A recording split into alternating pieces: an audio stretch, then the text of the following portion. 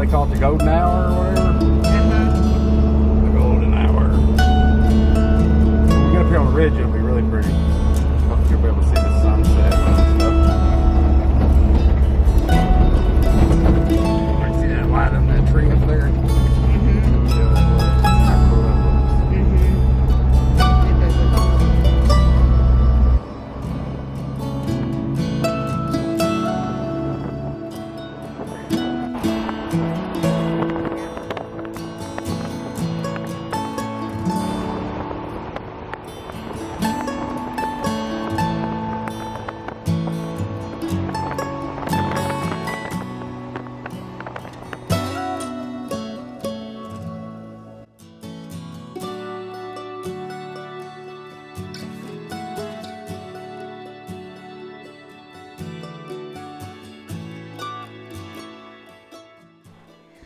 One year ago, I was inspired to build my first raised garden beds. My dream was to have a small garden packed with life. What became of the garden in just a year's time was so much more than I had in mind. See, when you start to dream and allow yourself to start building even a small part of that dream, some amazing things can happen.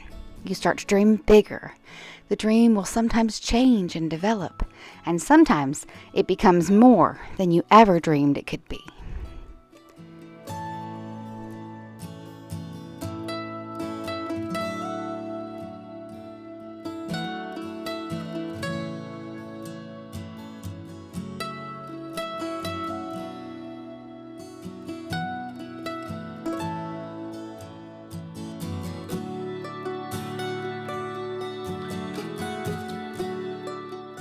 I would sit out in the small 3-bed garden I had created and think about how I would build the soil and what I would grow.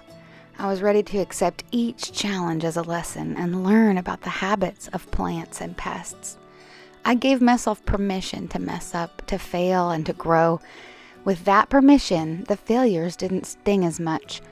I'd let myself be driven by them, to learn as much as possible, and equip myself to handle them better the next time. I carefully researched each obstacle, took my time to learn everything I could, and as the cold weather started to come, I didn't give up on my garden. Instead, I wanted to learn how I could grow all year round. I built the low tunnel and protected my frost-tender plants with row covers. I learned which plants could handle cold but not frost, and which ones could not grow in the cold at all.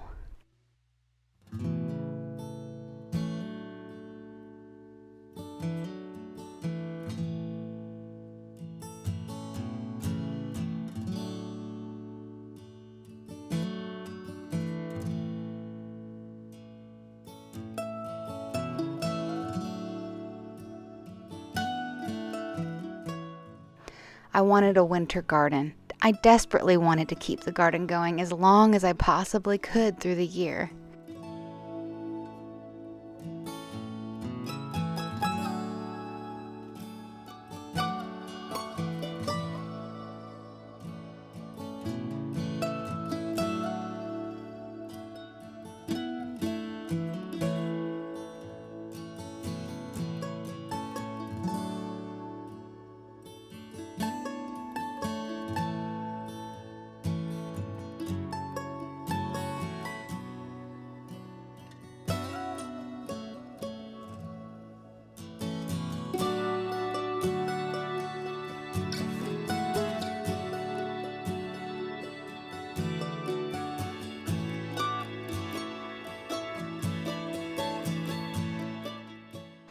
As the first frost hit, a few of my frost-tender plants faded, but a few things endured, and I hung on to each plant as long as I could.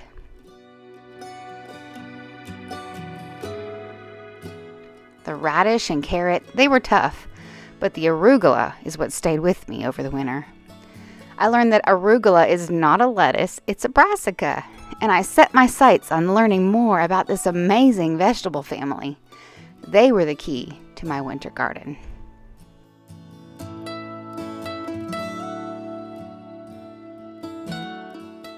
kale, broccoli, kohlrabi, cabbage, Brussels sprouts, collard, and mustard greens.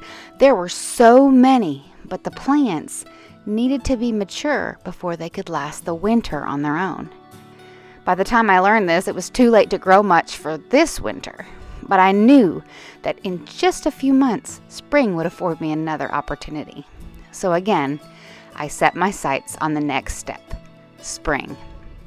I began gathering seeds, reading about garden planning, and creating a sustainable garden plan for all seasons in my 3 wooden garden beds. I would sit out in the garden and watch the plants grow, and I would envision what would be next. There were so many things I wanted to grow, but some plants took up a lot of real estate, like zucchini and cabbage. Maybe it would be best to put some of those larger plants in the ground, to make way for smaller, more tender plants like peppers and lettuce. But how would I make this work? As I was inspired by Charles Dowding, Hugh Richards, and Jessica Sowards, the plan would undoubtedly involve no-dig gardening. But to make it work, I would need compost. Soil health was the key to a healthy garden. Over the winter, I worked on building my composting skills and making a plan for additional garden beds for the larger vegetables. I started seeds indoors for cold-hardy lettuce and kale for spring, and I cleared away the brush and debris to set a fence and mark out a defined garden space. The fence made all the difference. Once the fence was set, my imagination went wild. I could envision the plants I wanted to grow in that space, but I could also envision the perils that might come along with having my garden directly on the ground. Scott Head from Black Gumbo Southern Gardening was my final inspiration. Concrete blocks were affordable, low maintenance, long lasting, and 1 layer of concrete block would allow me 6 to 8 inches of soil control. It was perfect. Thus my garden grew, and I each day would sit in the garden and imagine what would be planted, where I would need trellises, and how I would succession plant to grow food throughout the year, not just in the hottest months of spring and summer.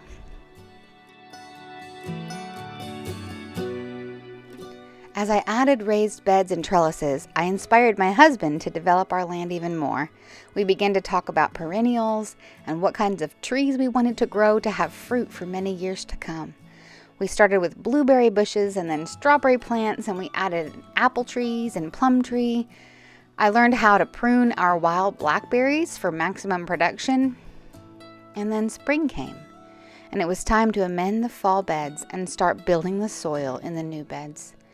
We got to work clearing the old manure from the barn and filled each one. My dreams of this new garden were vivid and exciting.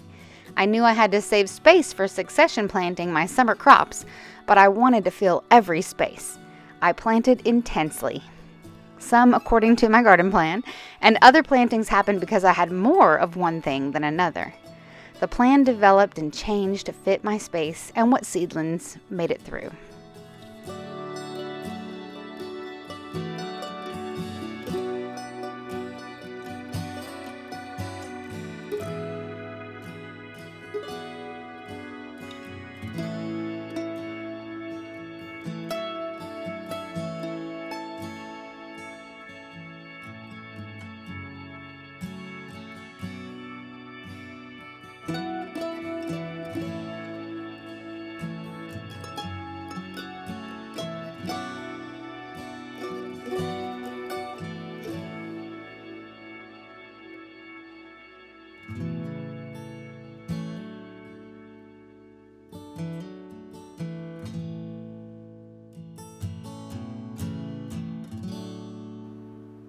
My first pest in the garden were the slugs.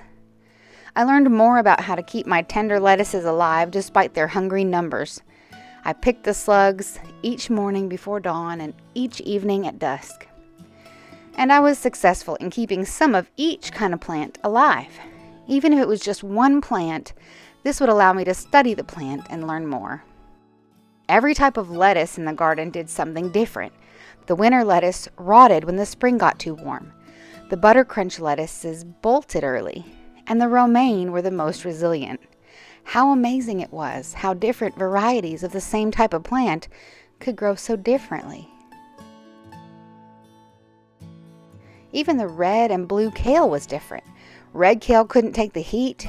It was the first to get attacked by the cabbage worms. But the blue kale stayed lively and green no matter the temperature, and the flavor changed in the hot weather more than the red.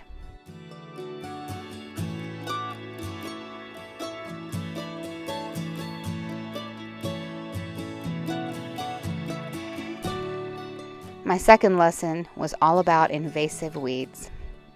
I learned about the dandelions and how they can regenerate from even a small piece of taproot left in the ground.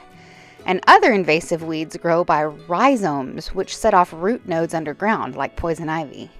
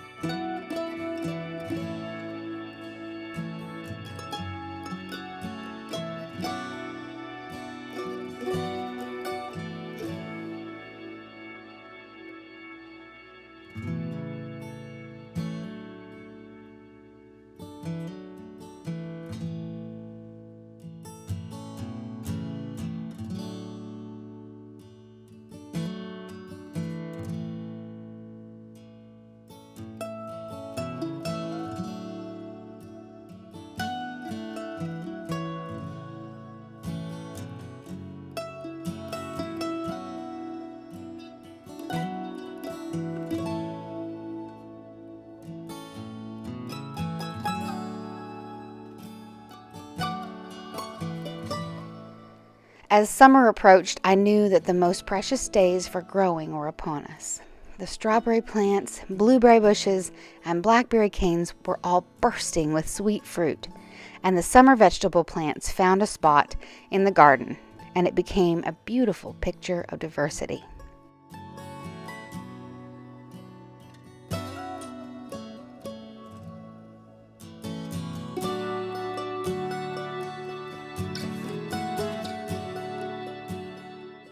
And the tomatoes began to blush.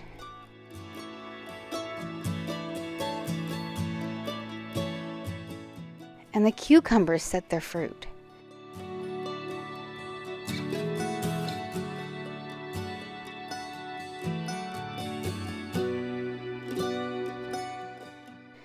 Green beans made their way into the kitchen, and we began to taste the many gifts of the summer garden.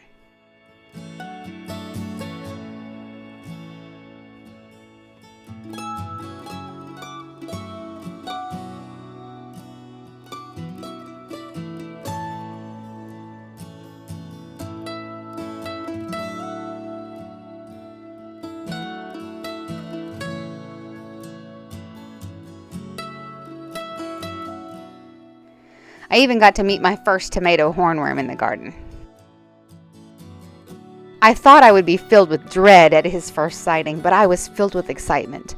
I learned which plants he liked most out of my garden, and how he looks and feels when I pick him from the plant. I also learned how to train my eye to the damage he causes and the droppings he leaves behind. I've since found baby hornworms before they become big enough to eat too much.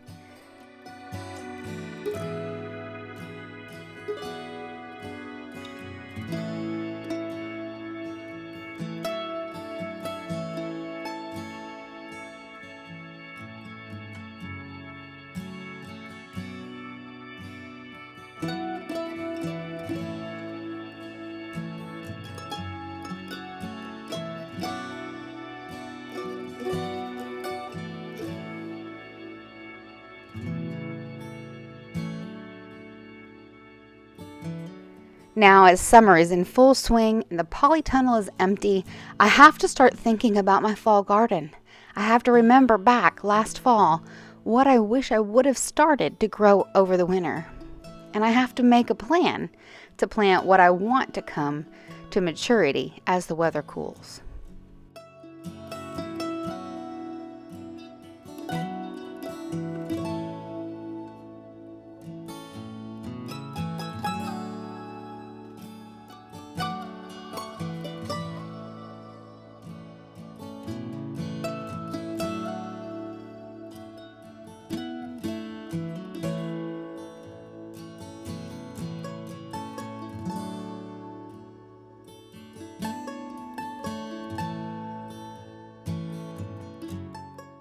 One year later, this garden is more than I imagined it could be when I started. And I thank God for the blessings that He's given us this year. Moving forward, I'm going to keep learning, keep growing, and keep dreaming of more.